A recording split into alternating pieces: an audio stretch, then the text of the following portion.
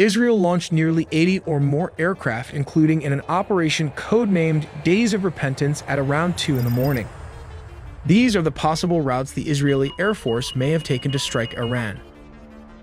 Although these routes may seem straightforward, they involve complex planning, including calculations for air refueling and coordinating attack aircraft to pass through Jordan, Syria, and Iraq.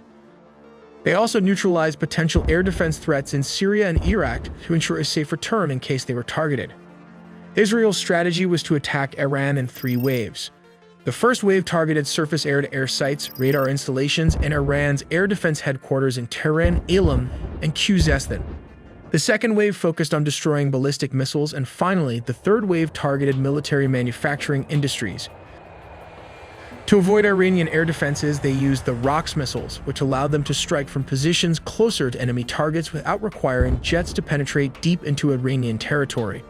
Surprisingly, the Iranian Bavar 373 air defense system performed better than expected. We'll also look into how this air defense missile works and the strength of the Iranian Air Force, all in the video ahead. Let's us first look at Israel fighter jets used in the operations.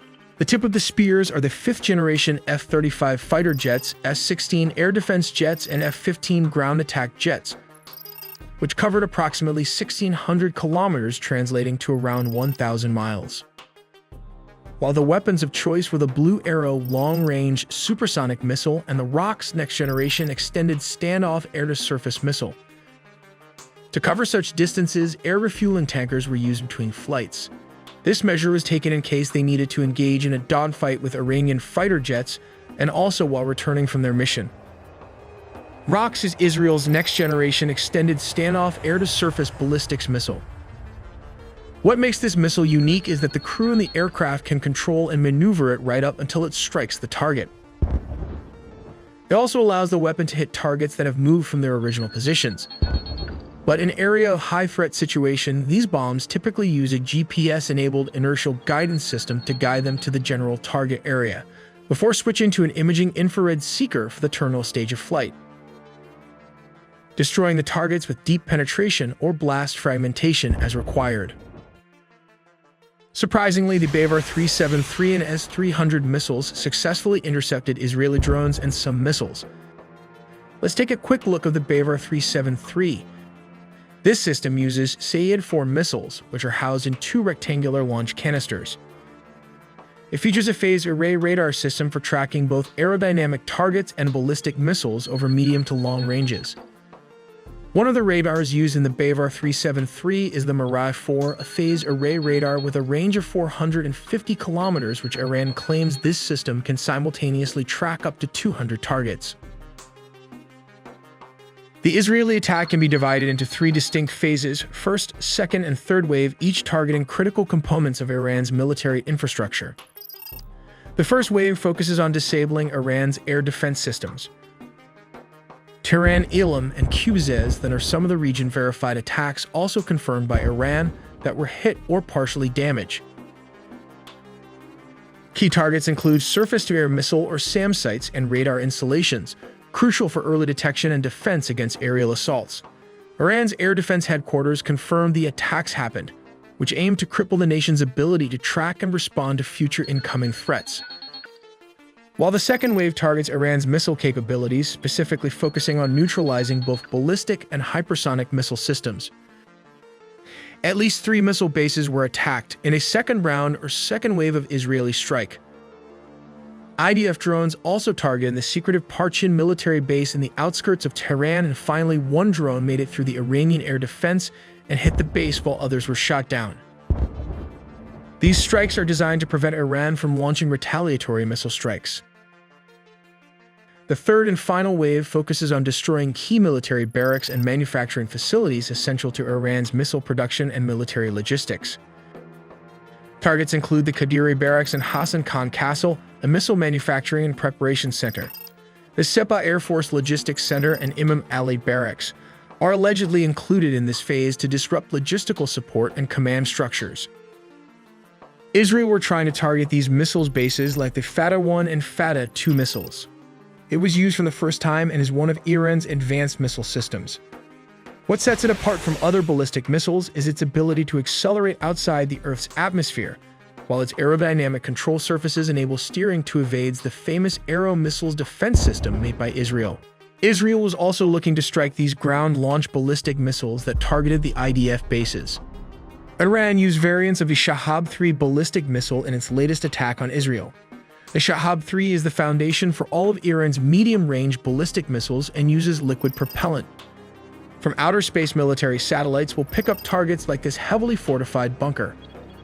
The Israeli are also believed to have tested these newly built LoRa missiles. Coordinates data have to brief and assign to a designated attack aircraft to strike with precision without entering into enemy airspace. This is LoRa, a ballistic missile precision engineered for accuracy capable of engaging strategic assets deep within hostile territory, from jet fighters to a heavy mission aircraft like this one. According to the company, Air LoRa can travel across vast distances, delivering fast response impact without engaging their defense systems or encroaching on enemy airspace. It does this by striking from above at a 90-degree angle with supersonic speed. This air ballistic missile can penetrate air defense shield, carrying a warhead that can be guided by GPS and inertial navigation system that is immune to jamming. It is also equipped with a huge warhead that ensures critical targets are neutralized with a single strike. You might be asking, where are the Iranian fighter jets and how do they compare against Israel in this attack? Let's break this down into several parts.